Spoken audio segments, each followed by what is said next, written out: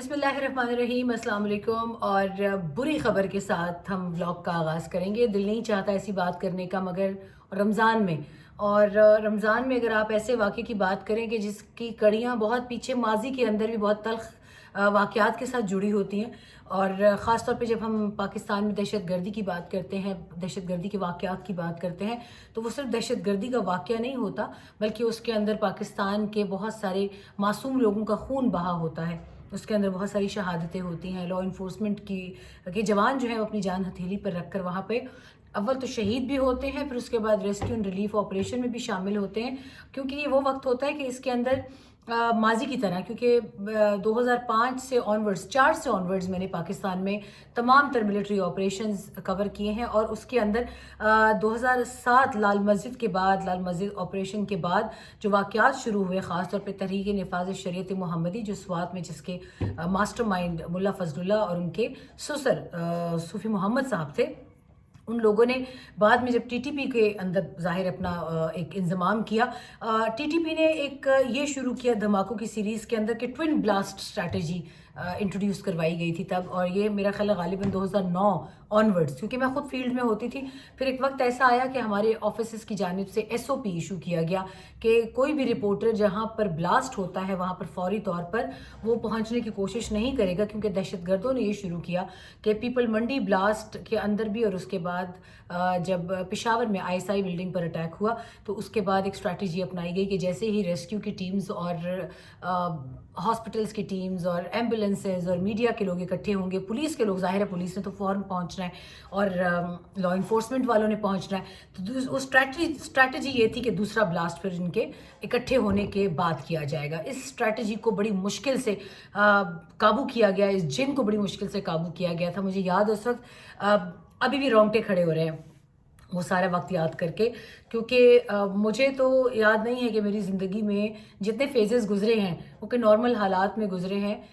Career start کیا تو بہت ہاسٹائل ٹائم تھا پاکستان کے اندر، اور صبح ایک بلاسٹ ہم اگر اسلام آباد میں کور کرتے تھے، آفٹرنون تک ایک بلاسٹ پشاور میں ہوا ہوتا تھا، پھر اس کے بعد ایک بلاسٹ اور کہیں DI خان میں یا نارتھ وزیرستان میں۔ ساؤتھ وزیرستان تو خیر اب معمول بن چکا تھا لوگوں کے لیے، اور 2 یا 3 شہادتیں ہوتی تھیں تو میڈیا کی میں اسے بے حسی کہوں گی کہ ظاہر ہے کور کر کے ان کے لیے ایک چیز نارمل روٹین بن چکی تھی، تو میڈیا یوں کاؤنٹ کیا کرتا تھا کہ اچھا 3 شہادتیں ہوئی ہیں، چلو اتنا بڑا بلاسٹ نہیں ہے، چھوٹا بلاسٹ ہے۔ یہ حالت ہو چکی تھی ہماری اور ہمارے کولیگز کی کہ ہم اس طریقے سے ایک ڈیڈ باڈی کاؤنٹ جو تھا وہ معمول بن گیا تھا انٹرنیشنل میڈیا کا اور پاکستان کے اپنے میڈیا کا۔ آپ کو یہ سب بتانے کا مقصد یہ ہے کہ اسی طریقے کا ایک گروسم اٹیک بڑے عرصے کے بعد میں نے اپنے کریئر میں دیکھا، جو کہ پولیس لائن کا اٹیک تھا۔ پولیس لائن کا اٹیک اگر اس کی بات کریں تھوڑی سی ابھی، کیونکہ ایک انفارمیشن سامنے آئی ہے، اس حوالے سے میں تھوڑی سی یہ تمہید اس میں باندھنا چاہ رہی ہوں۔ 30 جنوری 2023 کو پولیس لائن اٹیک ہوتا ہے، 84 پولیس والے شہید ہوتے ہیں۔ پولیس نے دوسرے اداروں کے خلاف ہڑتال کی کوشش کر لی، PTM اور PTI نے شور مچا دیا کہ فوج نے مسجد پر ڈرون حملہ کیا ہے۔ 12 نومبر 2024 کو پولیس لائن پشاور میں دھماکے کا ماسٹر مائنڈ پولیس کا اپنا کانسٹیبل محمد ولی گرفتار ہوا، جس نے فتنہ الخوارج کے ساتھ مل کر یہ دھماکہ کیا تھا۔ 17 مارچ 2025 کو پولیس لائن دھماکے میں گرفتار اہلکاروں سمیت 6 ملزمان کی درخواست ضمانتوں پر پشاور ہائی کورٹ میں سماعت ہوئی۔ پشاور درخواستوں پر سماعت جسٹس صاحبزادہ اسد اللہ نے کی، اور خان صاحبزادہ اسد اللہ صاحب نے تمام 6 ملزمان کی ضمانت درخواستیں منظور کر لی۔ کھیل بالکل واضح ہے، کون سی سیاسی جماعت فتنہ الخوارج کی مدد کر رہی ہے، یہاں کس کی حکومت ہے، لہٰذا خیبر پختونخوا میں فتنہ الخوارج کے بندوں کو سزا نہیں ہو سکتی، نہ ملٹری کورٹس بننے دیتے ہیں، نہ ہی کسی کو سزا ہونے دیتے ہیں، یہ دفاعی ماہرین کا کہنا ہے۔ اب اگر اس کی ڈیٹیل میں جائیں، پولیس لائن کے اس اٹیک کے بعد سے مسلسل ایک کوشش یہ ہوتی رہی کہ اس کے فیکٹس کو کسی طریقے سے توڑ مروڑ کر پیش کیا جائے۔ اس میں افغان انوالومنٹ کو سامنے نہیں آنے دیتے۔ افغان انوالومنٹ اس کے اندر یہ تھی کہ اس کے سہولت کار موجود تھے، انہوں نے مکمل طور پر تمام تر چیزیں پاکستان میں جن دہشت گردوں نے یہ کارروائی کی ان کے ساتھ وہ رابطے میں تھے، وائرلیس سیٹس کے اوپر، سیٹلائٹ فونز کے اوپر، ان سے لمحہ بلمحہ ہدایات لیتے رہے۔ افغانستان فیکٹر کیوں KP کے اندر ہائی لائٹ نہیں کیا جا رہا؟ KP کے لوگ بہت معصوم ہیں، مجھے اپنے پٹھانوں کا پتہ ہے۔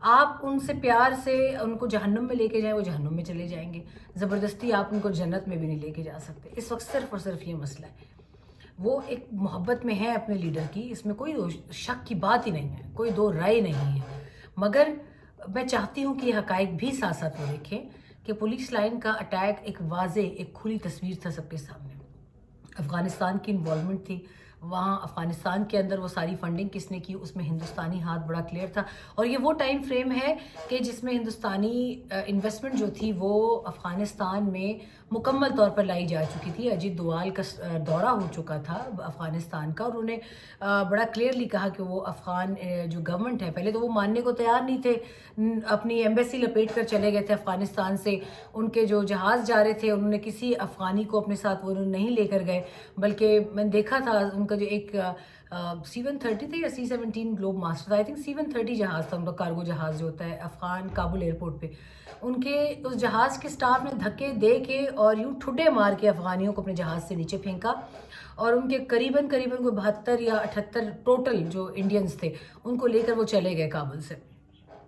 آج یہ حالات ہیں کہ وہ طالبان جو ان کو یہود اور ہنود کہتے تھے کہ ہندوؤں سے ہمارا قطعاً کوئی مرجر نہیں ہو سکتا، اور میں کہتی تھی کہ ایسی بات آپ مت کریں کیونکہ افغانستان کی سرزمین پر کوئی بھی حکمران ہو اس کا ہندوستان کی طرف پیسے کی وجہ سے جھکاؤ ہوتا ہے، لہٰذا آپ حقیقت سے انکار نہ کریں۔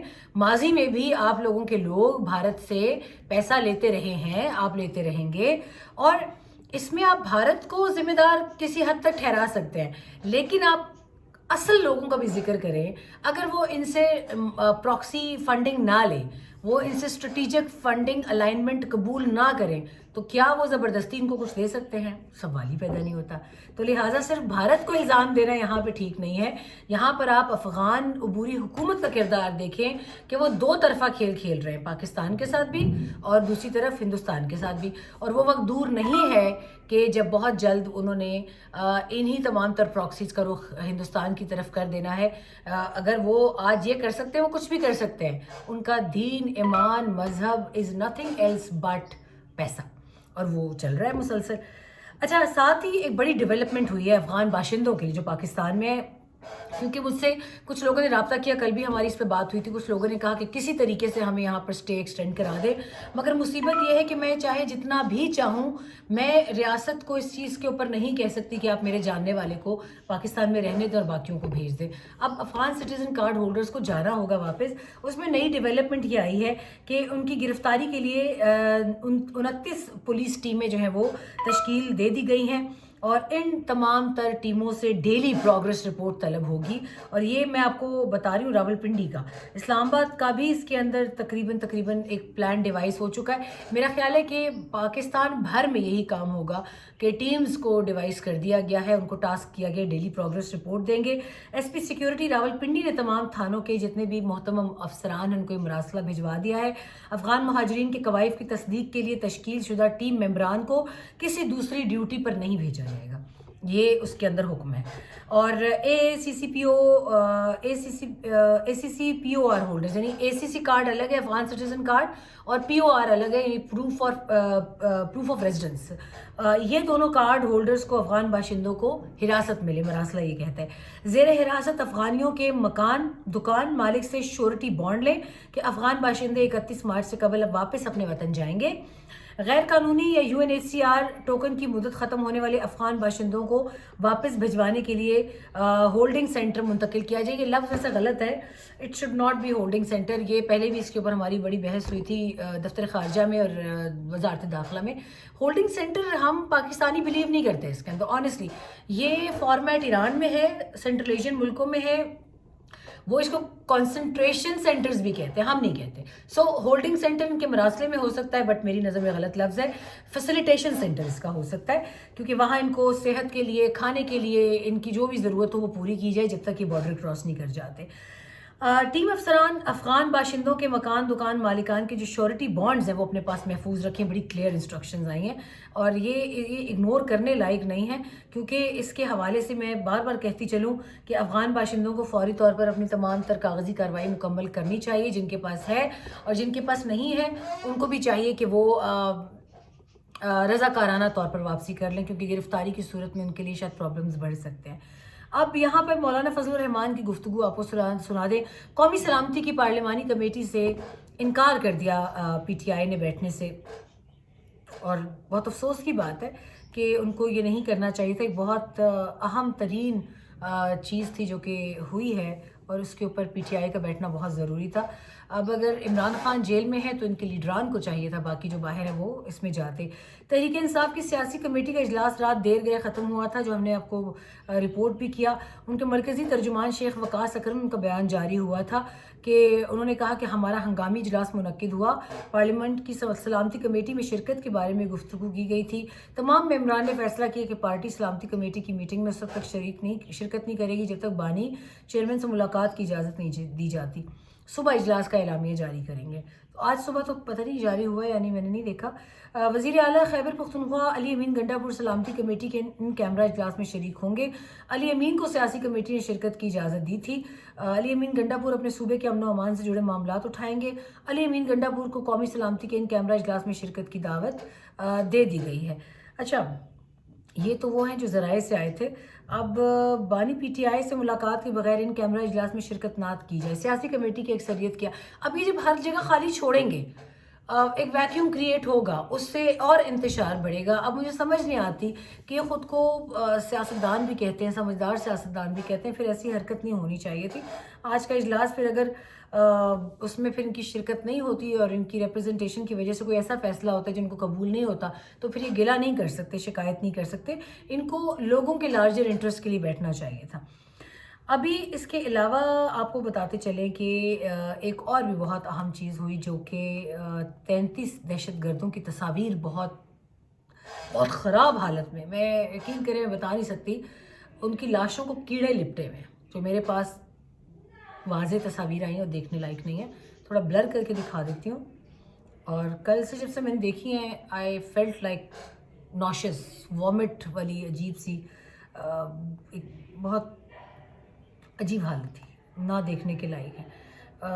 इसमें 25 जो लाशें हैं रिकवर हुई हैं, और ये वो 25 लाशें जो ड्रोन के ज़रिए जिनको जिन टेररिस्ट को टारगेट किया गया था, उनकी तस्वीर हैं। ये तमाम दहशतगर्द सिक्योरिटी फोर्सेस से क्लियरेंस ऑपरेशन के दौरान जहन्नुम हासिल किए गए थे और मुसाफिरों को बाजियाब कराया गया। इनके पास असलहा देखें बहुत भारी मिकदार में, और हर तरह का जदीद असलहा है, गैर मुल्की असलहा है। ये वही दहशतगर्द थे जो 69 मासूम मुसाफिरों को यरगमाल बनाकर ढाल के तौर पर ले गए थे।